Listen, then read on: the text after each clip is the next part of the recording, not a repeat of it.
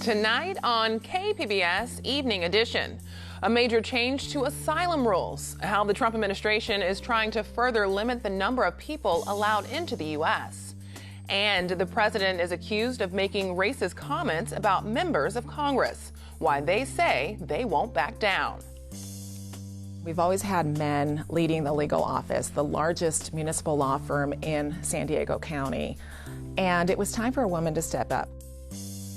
San Diego City Attorney Mara Elliott talks to KPBS about her first 2.5 years in office and why she's running for re-election. My very first Comic-Con was in 1978, and I remember walking through the doors and not really knowing what to expect. Memories of Comic-Con's early days. The event's spokesman talks to KPBS as Comic-Con celebrates 50 years.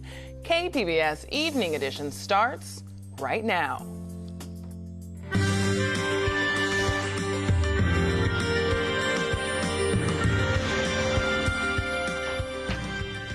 Good evening. It's Monday, July 15th. Thanks for joining us. I'm Ebony Monet. Fewer migrants could qualify to enter the U.S. and claim asylum. Today, the Trump administration announced it will end asylum protections for most Central American migrants. This comes as Border Patrol investigates dozens of agents for ties to a derogatory Facebook group, and as President Trump is criticized by members of his own party for making racist comments towards 4 Democratic congresswomen. We'll have those stories in just a moment. But first, KPBS reporter Max Rivlin-Nadler is at the border with more on the asylum changes. Here in Tijuana, the proposed new rule, which would prohibit people from applying for asylum if they traveled through a third country, underscores a harsh new reality that very few people, if any, are being allowed through the port of entry each day. It's now been 4 consecutive days where no numbers have been called off the unofficial list on which asylum seekers wait for months for their chance to apply for asylum. Speaking to asylum seekers, most were unaware of the new rule set to take effect Tuesday. With no new numbers being called, many are feeling isolated and trapped in a country they don't feel safe in.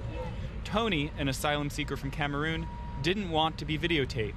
He told me applying for asylum in one of the countries he's traveled through to arrive in Mexico would be impossible due to the discrimination he's faced and the language barrier. You can say that let us seek asylum just anywhere, just into any other country that we get into. What if that country is not as free as the United States? What if you have communication barrier, the language barrier? At El Otro Lado, a legal nonprofit that works with asylum seekers in Tijuana, migrants continue to register for services as they arrived in the city. The flow of migrants into the city remains steady, but the demographics have changed. Right now, they estimate only 10% of asylum seekers registering every morning in Tijuana are from Central America. This means a policy that is aiming to deter asylum seekers from Central America would be applied uniformly to asylum seekers from all countries. Shane Mulligan works with asylum seekers at El Otro Lado. So this policy is a part of an effort to just tighten the noose around forms of humanitarian relief for people from around the world, and seems to be specifically targeting people from Central America. The Department of Homeland Security, in a joint statement with the Department of Justice, says the new policy will reduce the overwhelming burdens on our domestic system caused by asylum seekers failing to seek urgent protection in the first available country, economic migrants lacking a legitimate fear of persecution, and the transnational criminal organizations, traffickers, and smugglers exploiting our system for profits. San Diego immigration lawyer Andrew Nieter believes that the new rule will be swiftly struck down by the courts. The current asylum process is based on not only international treaty, but U.S. laws that were passed by Congress and that have been in place for decades. Regardless if the new rule goes into effect tomorrow or not, the status quo in Tijuana will possibly remain the same. Even as more and more people arrive, very few people are being let in. In Tijuana, I'm Max Rivlin-Nadler, KPBS News.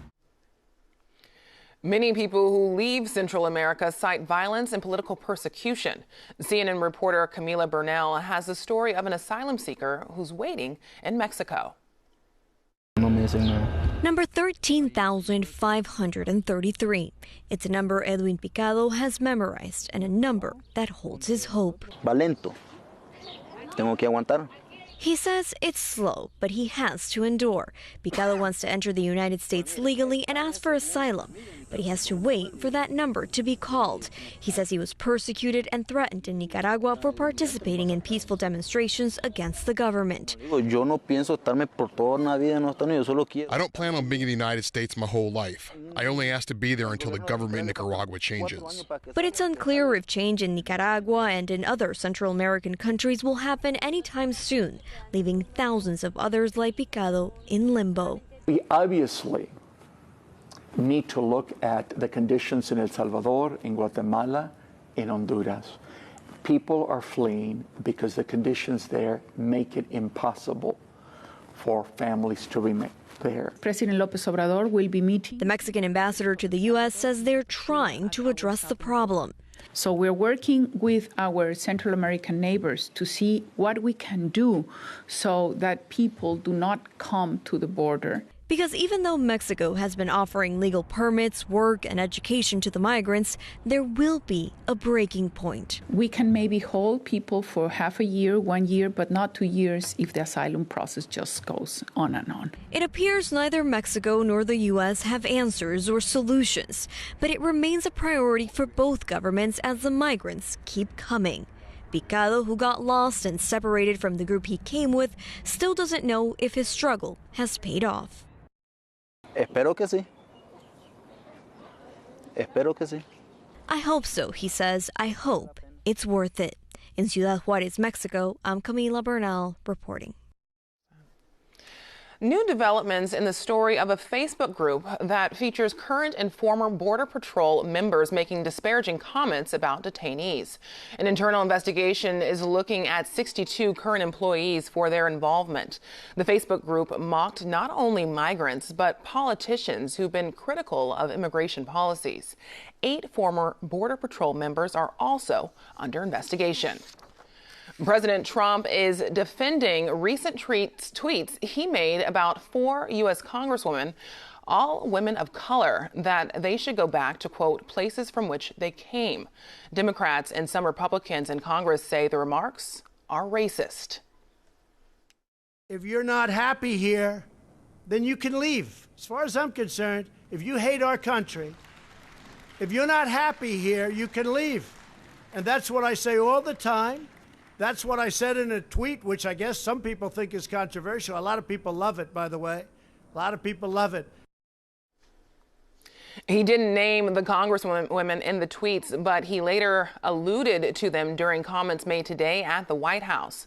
3 were born in the U.S., and the other immigrated from Somalia as a child. They responded this afternoon. He's launching a blatantly racist attack on 4 duly elected members of the United States House of Representatives, all of whom are women of color. This is the agenda of white nationalists, whether it is happening in chat rooms or it's happening on national TV, and now it's reached the White House garden. House Speaker Nancy Pelosi says she will have the House vote on a resolution to condemn the remarks. More of our immigration coverage is at kpbs.org. You'll find updates on the stories you just saw. We also have NPR's coverage on the threatened ICE raids that didn't materialize over the weekend. It wasn't immigration, but business that brought the U.S. Secretary of Agriculture to the border today. Sonny Perdue visited the port of Otay Mesa and was given a tour of the agricultural inspection program. Secretary Perdue also visited businesses in Poway and Escondido to promote the president's pledge to the American Workers Initiative. 1 person is dead and more than a dozen others hurt after a gas explosion this afternoon. It happened just north of Temecula and Murrieta. Firefighters say a utility worker was killed. The worker was called out to a home after a contractor damaged a natural gas line. 15 people were hurt, but the extent of their injuries is unknown. San Diego City Attorney Mara Elliott is campaigning to keep her job. She has endorsements from state lawmakers and organizations such as some labor unions and Planned Parenthood. But she's also up against criticism from an opponent who says Elliott has politicized the office. Today, we sat down to discuss her time as city attorney, beginning with her achievements. It's been 2.5 years, and I think when the voters elected me, they gave me a mandate. And they expected me to protect San Diego, so I put all of our resources into doing that, whether it's protecting people from gun violence or domestic violence or sex trafficking. So we've covered a lot of ground in 2.5 years. So you are San Diego's first woman city attorney. What does that mean for you? It means a lot to me because the city has been in existence forever, and we've always had men leading the legal office, the largest municipal law firm in San Diego County. And it was time for a woman to step up. We see things differently. The way I address issues is very much looking out to protect San Diego.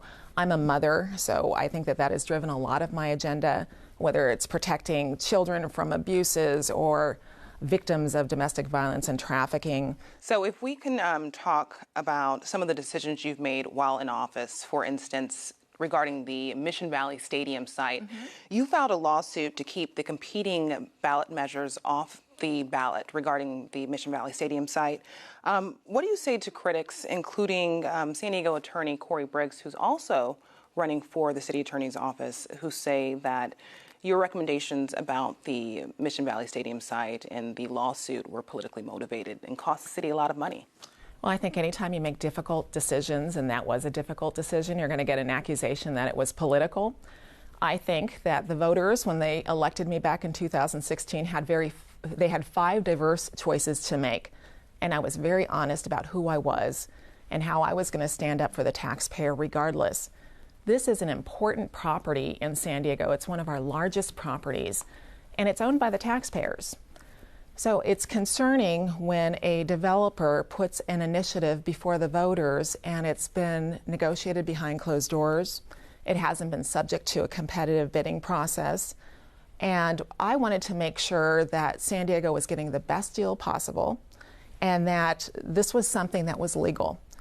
And the voters want me to ask those questions. They want me to defend their rights to their property.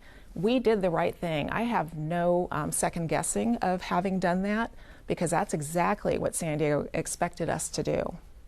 And what about the argument that the voters had already spoken by signing the petition and the signatures were verified and therefore qualified for the ballot in the first place? I've heard that argument before, but I think we can all relate to going to Target and somebody gives you a 2-second blip of what they're asking you to sign.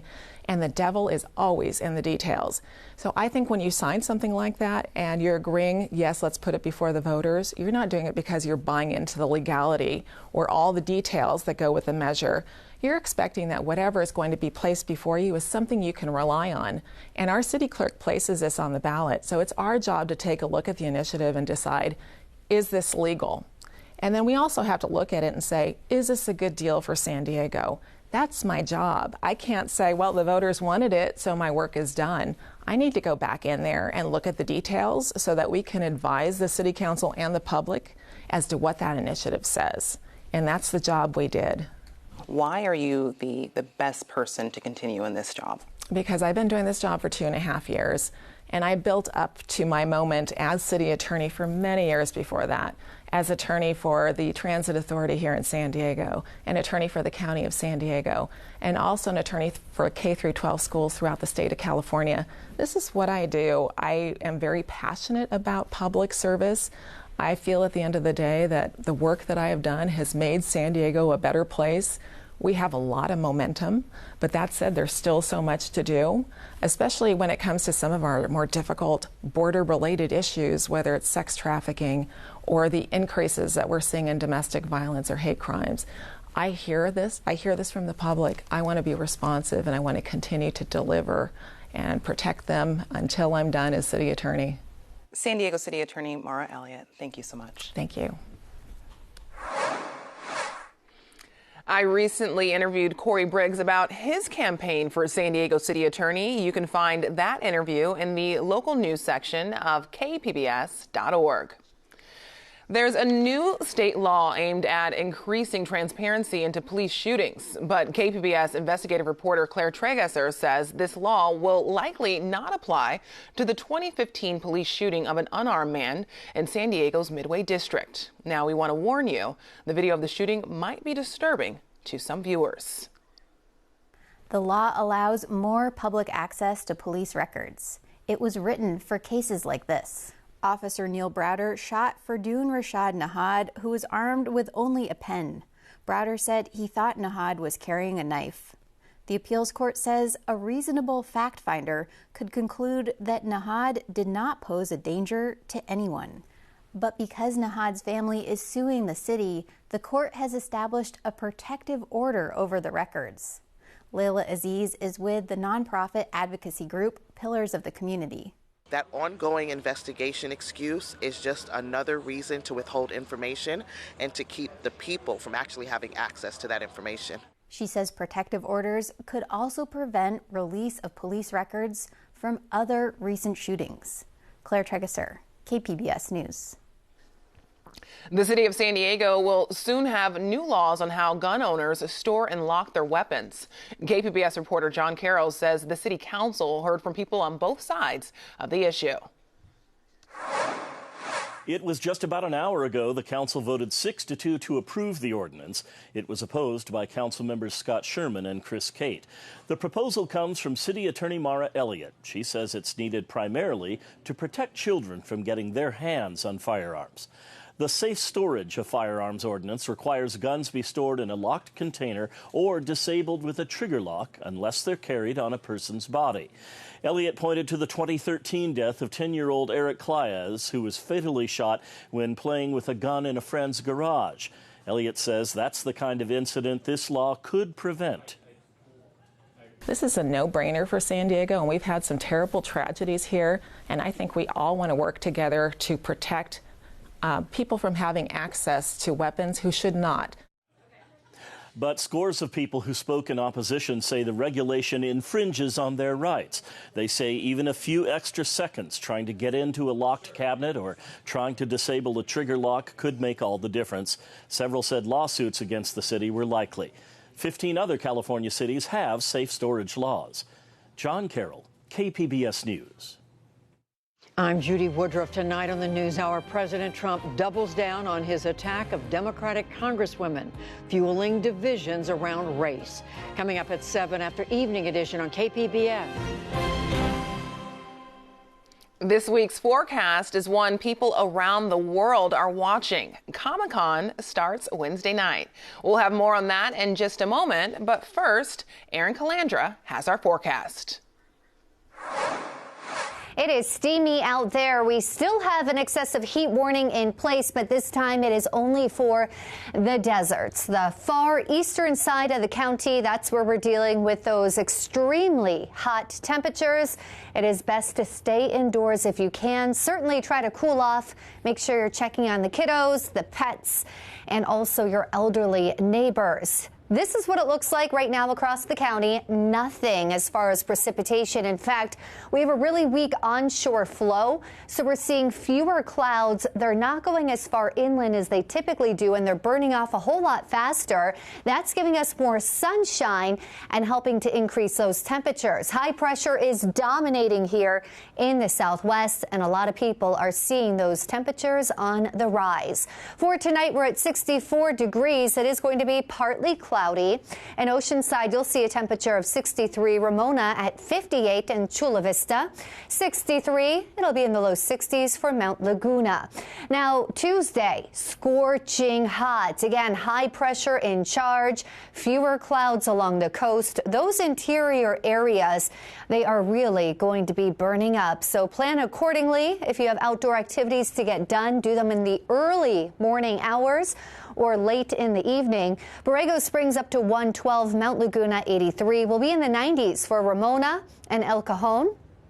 Along the coast, not quite as warm, still peaking at 79 in Oceanside and 75 in San Diego. So surviving the heat, limit your outdoor activities again for early and late. Wear lightweight and light-colored clothing and keep an eye on those pets, kiddos, and again, elderly neighbors. Outlook for the week. We are staying nice and dry. For the coast, sunshine each day. Temperatures will be in those mid-70s. Inland, we'll see our temperatures starting to drop. We'll be in those 80s much of this week. And in the deserts, cruising through those 100s. In the mountains, much more comfortable with our temperatures this week, mostly in the 70s with sunny skies. For KPBS News, I'm Erin Calandra. Back to you. Comic-Con turns 50 this year, and a number of panels will focus on the 5-decade history of celebrating pop culture. KPBS arts reporter Beth Accomando speaks with spokesman David Glanzer about his first Comic-Con memory. For half a century, Comic-Con International has been on a mission to celebrate the popular arts, emphasizing the artistry of a diverse array of genre entertainment that has often been overlooked or dismissed by the mainstream. From comics and movies to video gaming, Comic-Con has put the spotlight on the creators and fans of the best pop culture has to offer. To kick off Comic-Con week and look back on its 50 years, I'll be speaking with some of the people who know it best. Tonight, it's Comic-Con spokesperson David Glanzer. My very first Comic-Con was in 1978, and I remember walking through the doors and not really knowing what to expect, but I had heard these great things about Comic-Con having movie posters and stuff that you could find for film, and I was a huge, and still am, a film fan. And I remember being amazed at all the stuff that I saw, but equally as amazed at all the people that were there that shared my same interest and who know, as much as I thought I knew, they knew a lot more. And they didn't care what I looked like, you know, what my background was, nothing, just the fact that I was passionate about something. And it was fantastic. And I learned a great deal about silent movies. I learned a great deal about film noir. I learned a great deal about comic books. I learned a great deal about costuming. There were all these aspects of art, of popular art, that I didn't even know existed. And I made friends at that first show that I have to this day. And I remember I was a huge Matt Groening fan, who at the time did some comic strips in the LA Weekly. And I don't know how, but I knew what he looked like. And it was back at the old Convention and Performing Arts Center, and I had just bought his book, Life in Hell. And it was these drawings of these very funny-looking rabbits, right? And I'm walking through the hall, and I see Matt sitting on these steps just by himself. I walked over and I said, you know, Mr. Groening, can I have your autograph? And he's all, oh, sure. And he said, you know, I'll sign the book. So I thought he was just going to write his name. Well, he drew this big Binky, which was one of the characters, you know, and to my pal David from Matt Groening. And I was just, you know, over the moon. And I said, you know, why do you, I love your bunnies. I love these guys. Why don't, you know, but I never see you really draw people. And at the time, I think I wasn't very familiar with Akbar and Jeff, which was another comic strip that he did. And he's all, oh, trust me, if you saw me draw real people, you'd know why I didn't draw real people. And fast forward a few years, and he was doing some comics, some cartoons for the Tracy Ullman Show. And if you look back at those original Simpsons, they were fantastic, but they were a little rough, you know. But it was amazing to me that I was able to sit and meet this guy, and I was such a big fan of his. And fast forward several years later, just a couple of years ago, we gave him our Icon Award, which is an award for a contribution to popular art. And it was amazing to think that I got to be on stage with him and present him this award. And he was very humble, and the same guy who was sitting on the stairs so many years beforehand, who was happy to sign an autograph and an image for me. Comic-Con kicks off Wednesday with preview night and continues through Sunday with its main base at the San Diego Convention Center. Beth Accomando, KPBS News. And Beth will be back tomorrow to speak with one of the handful of people who have attended all 50 conventions. Comic-Con crowds will bring a high demand for public transit, and paying for bus and trolley tickets involve using a dated system. iNews Source reporter Lauren Mapp shows us how MTS is planning to spend $34 million on an upgrade. For years, MTS has struggled with a problematic fare collection system that some riders find inconvenient. The Compass card many riders use to pay their fares couldn't store money until about 2 years ago, even though that technology has existed for years. It also has security issues MTS has never been able to fix, and riders can't buy one-way tickets on the MTS mobile app. Now the agency believes the new system, launching in 2021, will solve those problems. Colin Parent is the head of Circulate San Diego, a nonprofit that advocates for mass transit. He hopes the new system, called Tap and Go, does fix past issues, but he knows that may not happen. Just because they have the new technology doesn't mean they're going to make the right choices about how to use the technology. The North County Transit District plans to use the same system, but doesn't have a budget for it yet. For KPBS, I'm iNews Source reporter Lauren J. Mapp. iNews Source is an independently funded nonprofit partner of KPBS. And you can find tonight's stories on our website, kpbs.org/evening edition. Thanks for joining us. Have a great night.